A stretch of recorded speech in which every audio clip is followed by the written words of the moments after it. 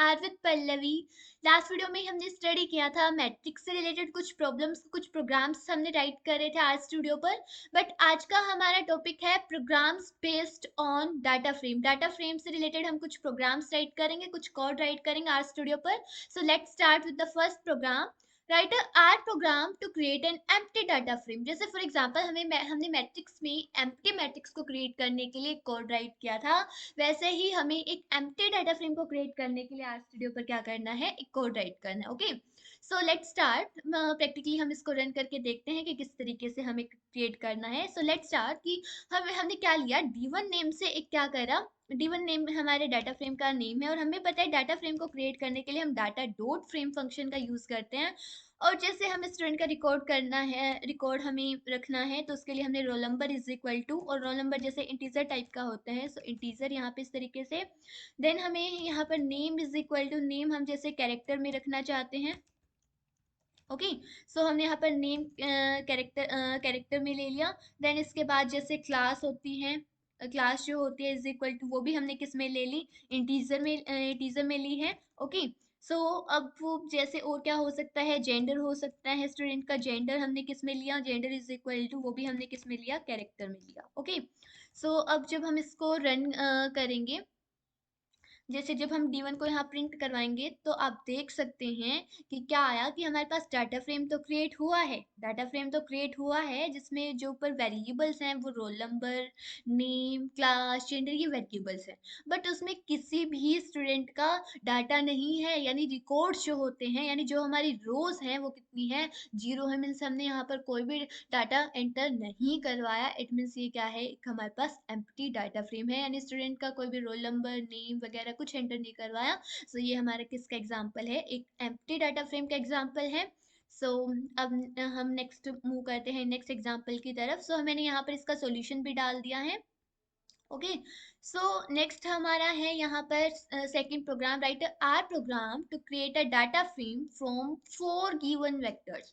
जैसे हमें क्या करना है, ऊपर वाला जो हमारा एग्जांपल था उसमें हमें एक एम्प्टी डाटा फ्रेम क्रिएट करना था, बट इस एग्जांपल में हमें क्या करना है कि डाटा फ्रेम क्रिएट करना है, लेकिन उस डाटा फ्रेम में जो डाटा होगा वो 4 वेक्टर्स होने चाहिए। Okay, so let's start. सबसे पहले हम क्या करते हैं, यहाँ पर हम वेक्टर्स बना लेते हैं। For example name is equal to, name with the help of C function vector बनाते हैं, और इसमें नेम जैसे फॉर एग्जांपल जॉन, देन इसके बाद कोमा, जैसे सेकंड नेम हमने ले लिया यहाँ पर डेव, और इसके बाद नेक्स्ट हमने लिया है स्मिथ। ओके, सो इस तरीके से हमने ये नेम्स का एक वेक्टर ले लिया। देन हम ले लेते हैं रोल नंबर के लिए एक वेक्टर ले लेते हैं, roll number is equal to the help of C function 1, 2, 3। हमारे पास ऊपर जो है 3 स्टूडेंट्स के नेम्स हैं, तो रोल नंबर भी 3 होने चाहिए। अब नेक्स्ट हम क्लास के लिए, क्लास के लिए हमने यहाँ लिया विद द हेल्प ऑफ, जैसे फॉर एग्जांपल क्लास क्या है, 10th 11th and then 12th। Okay, so इस तरीके से क्लास। देन हम ले लेते हैं जेंडर, जेंडर में हम क्या रखते हैं, स्टूडेंट के जेंडर को रखते हैं। फॉर एग्जांपल फीमेल को, जैसे फीमेल कोमा मेल, इस तरीके से हम लेते हैं, मेल फीमेल दो ही है। ओके, सो इस तरीके से देन हमने ले लिया फीमेल। ओके, यहाँ पर फीमेल ले लिया। अब हमने कितने वेक्टर्स ले लिए यहाँ पर, ये 4 वेक्टर ले लिए। अब इन 4 वेक्टर्स का यूज करके हमें एक डाटा फ्रेम क्रिएट करना है। D1 is equal to the help of data dot frame function की हेल्प से हमने यहाँ पर डाटा फ्रेम क्रिएट कर रहे हैं। और यहाँ पर किसकी है, ये हम आउट, इसके जो इनपुट में हम डालेंगे वो ये 4 वेक्टर्स हमें इनपुट में डालनी है। सो हमने यहाँ पर एक नेम है, देन रोल नंबर है, roll number. Okay, and then क्या है हमारे पास, क्लास है, एंड देन उसके बाद हमारे पास लास्ट जो है वो है जेंडर। ओके, सो लास्ट क्या है हमारे पास, जेंडर है। अब हम इसको क्रिएट करते हैं और D1 को क्या करवाते हैं, प्रिंट करवाते हैं। सो आप देख सकते हैं ये हमारे पास क्या हुआ है, एक डाटा फ्रेम क्रिएट हुआ है जिसमें क्या है, 4 वेक्टर्स हैं, नेम्स का वेक्टर, रोल नंबर्स का, क्लास का, जेंडर का। ओके, सो ये था हमारा सेकंड प्रोग्राम जिसमें हमें एक आर में एक डाटा फ्रेम क्रिएट करना था with the help of 4 given vectors. So यहाँ पर मैंने यहाँ इसका सॉल्यूशन भी डाल रखा है। सो आप यहाँ से इसके सॉल्यूशन को भी देख सकते हैं नोट्स में। नेक्स्ट हमारा थर्ड प्रोग्राम आ जाता है, write R program to get the structure of a given data frame. हमने जैसे फॉर एग्जांपल कोई भी डाटा फ्रेम क्रिएट किया है और उस डाटा फ्रेम का हमें स्ट्रक्चर पता करना है कि उसमें क्या क्या है, किस टाइप से है, कितनी वैल्यूज हैं, किस टाइप की वैल्यूज हैं, कैरेक्टर है, इंटीजर है, इस तरीके से। ओके, सो सबसे पहले हमारा फर्स्ट काम क्या होगा कि हमें एक डाटा फ्रेम क्रिएट करना है। फॉर एग्जांपल इन्होंने एग्जाम्स डाटा, जैसे हमारे पास स्टूडेंट्स का एग्जाम्स होने के बाद उनके मार्क्स वगैरह, उनके किसने क्वालिफाई किया नहीं किया, इस तरीके के स्कोर्स वगैरह हम यहाँ पर रखते हैं, ठीक है। सो एग्जाम डाटा नेम से हमने क्या करा, एक डाटा फ्रेम हमने क्रिएट किया with the help of data dot frame function की हेल्प से। एंड देन उसमें हमने जो स्टूडेंट जिन्होंने एग्जाम्स दिए हैं उनके नेम्स का एक वेक्टर ले लिया, जैसे ये नेम्स हैं। देन उनके जो स्कोर्स हैं कि उन्होंने कितने कितने, जैसे फॉर एग्जांपल 20 में से ये स्कोर आए 12.5, 9, 16.5, 12, 9, इस तरीके से। देन अटेम्प्ट्स कितने कितने अटेम्प्ट्स थे, 1, 3, इस तरीके से। और क्वालिफाई किया या नहीं किया, yes no, yes no no, okay. So इस तरीके से इन्होंने चेक किया कि क्वालिफाई करा नहीं करा। इस तरीके से ये एक क्या रखा है, डाटा फ्रेम की फॉर्म में हमने क्या रखा है, डाटा रखा है एक टेबुलर रिप्रेजेंटेशन की फॉर्म में। अब हमें हमें क्या करना है, हमें इस एग्जाम डाटा नेम से जो हमारे पास एक डाटा फ्रेम है, इसको हमें क्या करना है, इसका स्ट्रक्चर पता करना है। इसका क्या करना है, स्ट्रक्चर पता करना है। फॉर एग्जांपल हम फिर से डाटा फ्रेम को क्रिएट नहीं करते, हम जो हमने ये D1 डाटा फ्रेम क्रिएट कर रखा है, हम इसी का स्ट्रक्चर पता करना चाहते हैं। सो एक बात याद रखना, स्ट्रक्चर पता करने के लिए एक फंक्शन है, आर्मी इनबिल्ट फंक्शन है str फंक्शन। और इसमें हमने डाल दिया D1 का, हमें स्ट्रक्चर चेक करना है। सो क्या आया कि D1 एक डाटा फ्रेम है।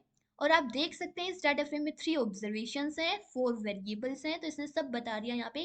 उसकी मतलब एक उसको उसका उसके बारे में बताया है कि उसमें कितनी वेरिएबल्स हैं, कितनी ऑब्जर्वेशंस हैं, किस टाइप की हैं, ये इस तरीके से उसका स्ट्रक्चर बताया। तो यहाँ पे 3 ऑब्जर्वेशन, 4 वेरिएबल्स हैं। और जो फर्स्ट वेरिएबल का नेम है नेम, सेकंड का है रोल नंबर, क्लास, जेंडर, इस तरीके से। सो जो नेम्स हैं वो कैरेक्टर में है, और क्या क्या है, जून, डेव, स्मिथ। रोल नंबर जो है वो न्यूमेरिक है 1 2 3। क्लास जो है वो भी न्यूमेरिक है 10 11 12। और जेंडर जो है वो भी कैरेक्टर है, CHR character, male female male, इस तरीके से, ओके। सो ये था हमारा नेक्स्ट प्रोग्राम, जिसमें हमें किसी भी डाटा स्ट्रक्चर का क्या करना है, स्ट्रक्चर चेक करना है कि किस टाइप का स्ट्रक्चर है। सो यहाँ पर मैंने इसका, यहाँ पर आप देख सकते हैं, यहाँ पर जो ऊपर हमने डाटा फ्रेम क्रिएट कर रखा था उसका इन्होंने क्या दे रखा है, यहाँ पे स्ट्रक्चर जिसमें डाटा फ्रेम है। लेकिन इसमें कितनी थी, यहाँ पर आप देख सकते हैं 1 2 3 4 और 5 क्या है ऑब्जर्वेशंस। और कितने वेरिएबल्स हैं, first variable, second variable, third variable और फोर्थ वेरिएबल। तो 5/4 का डाटा फ्रेम है, सो 5/4 का, ओके। ये डायमेंशंस हैं। देन यहाँ पर क्या क्या है, उसमें नेम है, स्कोर्स हैं, अटेम्प्ट्स कितने दिए, क्वालिफाई किया या नहीं किया, तो इस तरीके से उसके बारे में बता रखा, ओके। अब हम मूव करते हैं हमारे नेक्स्ट प्रोग्राम की तरफ। फोर्थ हमारा प्रोग्राम है write R program to get the statistical summary and nature of the data of a given data frame. जो हमारे पास गिवन डाटा फ्रेम है, हमें उसकी स्टैटिस्टिकल समरी निकालनी है। अब स्टैटिस्टिकल समरी का क्या मीनिंग होता है कि हमारे पास जो डाटा है, हमें उसका mean, median, mode, quartiles, quantiles. So I hope आपको, अगर आप आर को अगर स्टडी कर रहे हैं, आर लैंग्वेज स्टडी कर रहे हैं, तो आपको स्टैट्स के जो हमारे बेसिक कंसेप्ट होते हैं मीन मीडियन मोड के, वो आपको आते होंगे, ओके। सो हमें क्या करना है, यहाँ पर ये डाटा फ्रेम इन्होंने वही डाटा फ्रेम ले रखा है, वही जो एग्जाम डाटा नेम से जो ऊपर था, नेम, स्कोर, अटेम्प्ट्स, क्वालिफाई।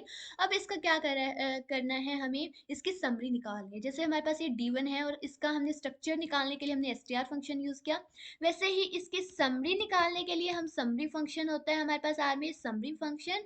और इसकी समरी निकालनी है D1 की। इस आउटपुट में हमारे पास क्या आया, समरी में जैसे जो हमारे पास फर्स्ट वेरिएबल नेम था, उसकी लेंथ कितनी थी, 3 थी। और उसमें डाटा किस टाइप का था, यानी उसकी क्लास, यानी डाटा टाइप उसका क्या था, कैरेक्टर। क्लास और मोड दोनों क्या है, उसके कैरेक्टर है। लेकिन रोल नंबर है, रोल नंबर में हमारे पास जैसे ये न्यूमेरिक टाइप का डाटा था, तो इसमें तो हम मीन मीडियन मोड निकाल सकते हैं। तो मिनिमम वैल्यू कितनी है, 1 है, 1 2 3 में मिनिमम कितना है, 1 है। इनका मीडियन वैल्यू कितनी है, आप देख सकते हैं मीडियन वैल्यू कितनी है, 2 है। और फर्स्ट क्वार्टाइल कितना होगा, 1.5 होगा, क्योंकि कितना होता है 25%, हम किसको बोलते हैं, फर्स्ट क्वार्टाइल को 25% बोलते हैं। इसी तरीके से मीन क्या होगा इसका, 1 + 2 + 3 डिवाइडेड बाई 3 कितना होता है, 2। कितना होता है, 3 + 2 5 और 1 6, 6/3 कितना होता है, 2। सो यहाँ पर मीन कितना है, 2। और थर्ड क्वार्टाइल का क्या मतलब होता है, 75% ऑफ द डाटा, यानी 2.5।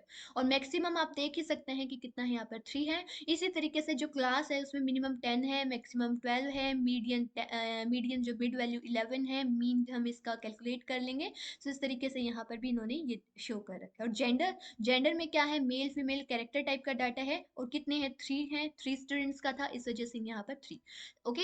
सो ये था हमारा कि अगर हमें कोई भी डाटा फ्रेम और उसकी स्टैटिस्टिकल समरी निकालनी है, तो कैरेक्टर टाइप का अगर डाटा है तो उसके लिए तो उसकी सिर्फ लेंथ और क्लास देगा। और अगर न्यूमेरिक डाटा है तो उसमें उसकी minimum, maximum, mean, median, mode, ये सब देगा, ओके। सो ये था हमारा यहाँ पर मैंने इसका आउटपुट भी यहाँ पर डाल रखा है कि क्या आउटपुट आना चाहिए, इसका क्या सॉल्यूशन है, आप यहाँ से चेक कर सकते हैं। सो ये हमारे कुछ प्रोग्राम्स थे डाटा फ्रेम से रिलेटेड, कुछ हमने कोर्स राइट किया आर्ट स्टूडियो पर। सो इससे हमारी प्रैक्टिस हो रही है कि हम कैसे डाटा फ्रेम की हेल्प से हम कैसे हम डाटा को रिकॉर्ड कर सकते हैं। Okay, so thanks for watching my video.